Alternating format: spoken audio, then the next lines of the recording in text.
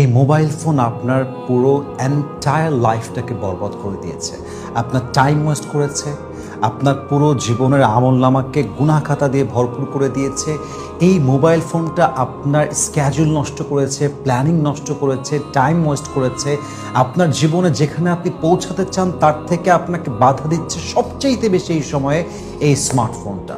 First of all ছোট্ট একটা reminder দিয়ে শুরু করতে চাই, এই স্মার্টফোনের ওজনটা দুনিয়াতে খুবই কম, কিন্তু আখিরাতে এর ওজন হবে অনেক বেশি।